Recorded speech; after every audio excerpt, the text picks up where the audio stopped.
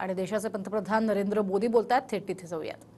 NDRF, coast guard और IMD के director general आपदा प्रबंधन पुरस्कारों के सभी विजेता साथी,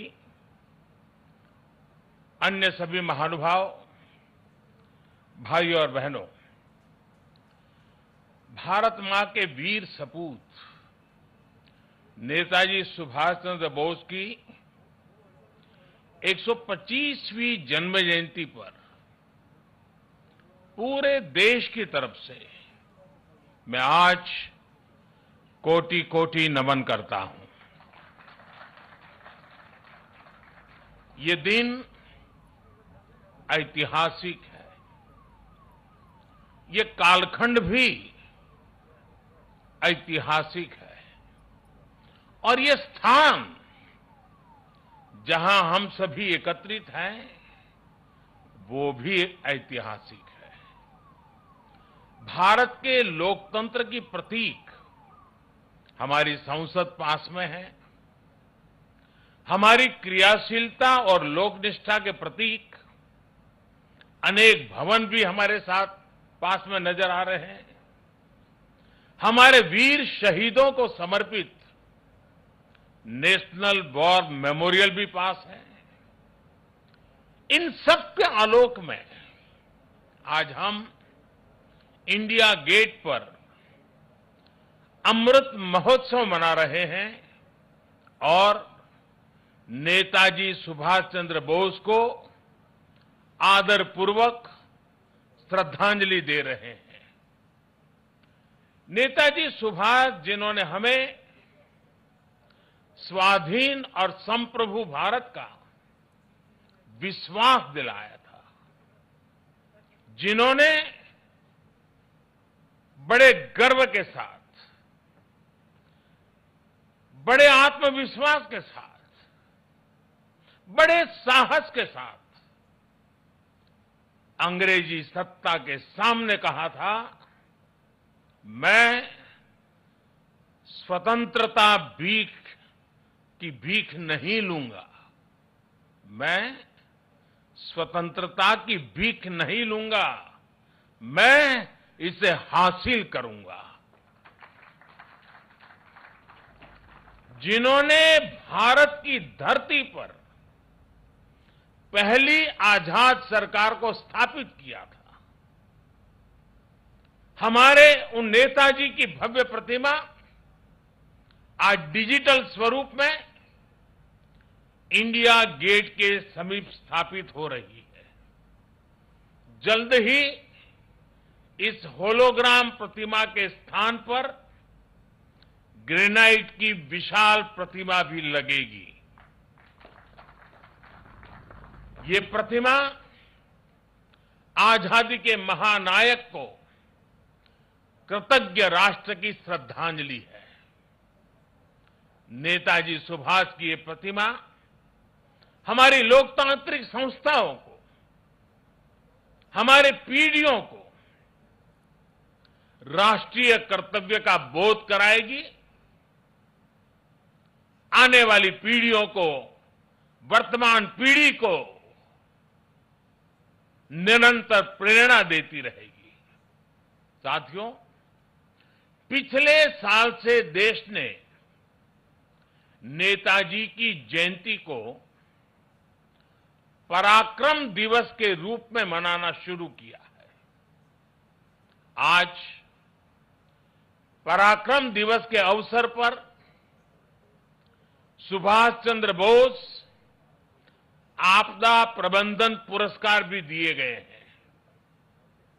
नेताजी के जीवन से प्रेरणा लेकर ही इन पुरस्कारों को देने की घोषणा की गई थी.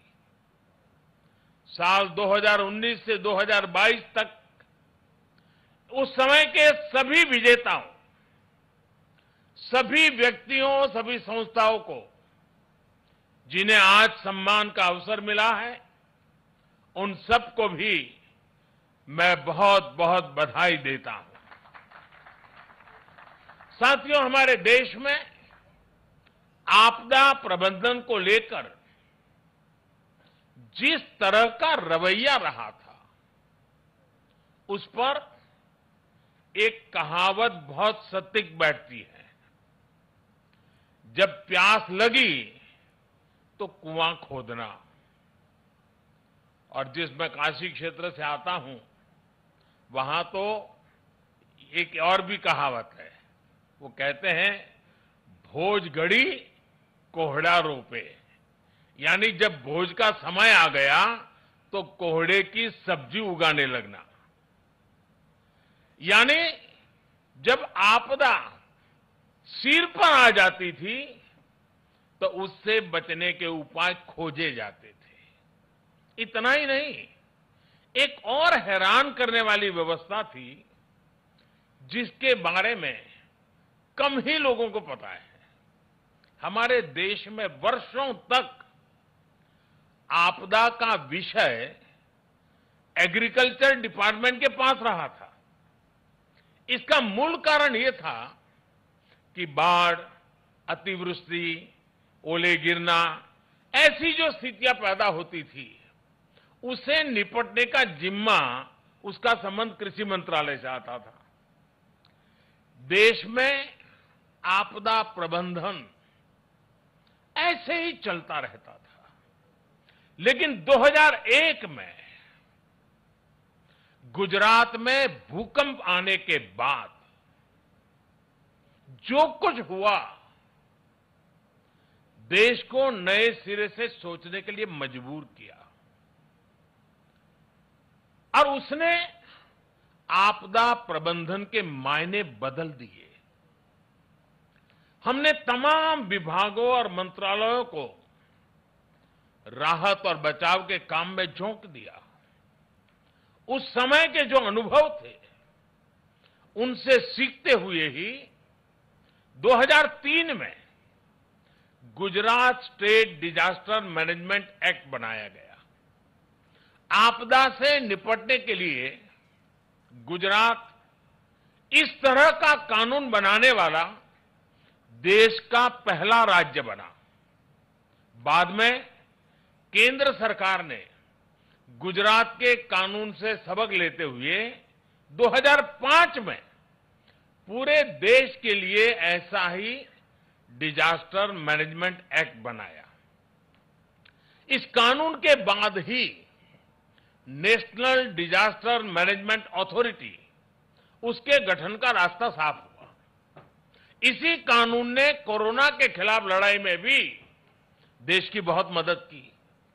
साथियों, डिजास्टर मैनेजमेंट को प्रभावी बनाने के लिए 2014 के बाद से हमारे सरकार ने राष्ट्रीय स्तर पर चौतरफा काम किया है। हमने रिलीफ, रेस्क्यू, रिहेबिलिटेशन, उस पर जोर देने के साथ साथ ही रिफॉर्म पर भी बल दिया है। हमने एनडीआरएफ को मजबूत किया, उसका आधुनिकीकरण किया, देश भर में उसका विस्तार किया। स्पेस टेक्नोलॉजी से लेकर प्लानिंग और मैनेजमेंट तक बेस्ट पॉसिबल प्रैक्टिसेस को अपनाया। हमारे एनडीआरएफ के साथ ही सभी राज्यों के एसडीआरएफ और सुरक्षा बलों के जवान अपनी जान की बाजी लगाकर एक एक जीवन को बचाते हैं। इसलिए आज ये पल इस प्रकार से जान की बाजी लगाने वाले, औरों की जिंदगी बचाने के लिए खुद की जिंदगी का दांव लगाने वाले, चाहे वो एनडीआरएफ के लोग हो, चाहे एसडीआरएफ के लोग हो, हमारे सुरक्षा बलों के साथी हो, ये सब के सब उनके प्रति आज आभार व्यक्त करने का, उनको सैल्यूट करने का ये वक्त है। साथियों, अगर हम अपनी व्यवस्थाओं को मजबूत करते चलें तो आपदा से निपटने की क्षमता दिनों दिन बढ़ती चली जाती है। मैं इसी कोरोना काल के 1-2 वर्ष की बात करूं तो इस महामारी के बीच भी देश के सामने नई आपदाएं आकर खड़ी हो गई। एक तरफ कोरोना से तो लड़ाई लड़ी रहे थे, अनेक जगहों पर भूकंप आए, कितने ही क्षेत्रों में बाढ़ आई, उड़ीसा, पश्चिम बंगाल समेत पूर्वी तटों पर साइक्लोन आए, गोवा, महाराष्ट्र, गुजरात, पश्चिमी तटों पर भी साइक्लोन आए। पहले एक एक साइक्लोन में सैकड़ों लोगों की मृत्यु हो जाती थी, लेकिन इस बार ऐसा नहीं हुआ। देश ने हर चुनौती का जवाब एक नई ताकत से दिया। इसी वजह से इन आपदाओं में हम ज्यादा से ज्यादा जीवन बचाने में सफल रहे। आज बड़ी बड़ी अंतर्राष्ट्रीय एजेंसियां भारत के इस सामर्थ्य, भारत में आए इस बदलाव की सराहना कर रही है। आज देश में एक ऐसा end to end cyclone response system है जिसमें केंद्र, राज्य, स्थानीय प्रशासन और सभी एजेंसियां एक साथ मिलकर के काम करती हैं। बाढ़, सूखा, साइक्लोन, इन सभी आपदाओं के लिए वार्निंग सिस्टम में सुधार किया गया है। डिजास्टर रिस्क एनालिसिस के लिए एडवांस टूल्स बनाए गए हैं। राज्यों की मदद से अलग अलग क्षेत्रों के लिए डिजास्टर रिस्क मैप्स बनाए गए हैं। इसका लाभ सभी राज्यों को, सभी स्टेक होल्डर्स को मिल रहा है।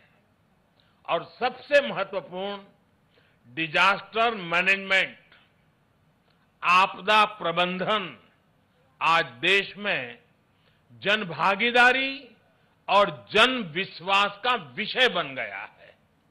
मुझे बताया गया है कि एनडीएमए की आपदा मित्र जैसी स्कीम से युवा आगे आ रहे हैं, आपदा मित्र के रूप में जिम्मेवारियां उठा रहे हैं, यानी जन भागीदारी बढ़ रही है।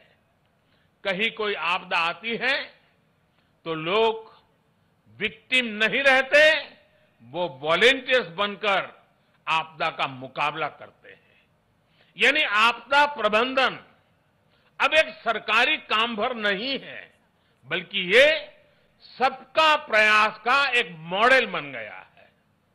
और साथियों, जब मैं सबका प्रयास की बात करता हूं तो इसमें हर क्षेत्र में हो रहा है प्रयास, एक होलिस्टिक अप्रोच भी शामिल है।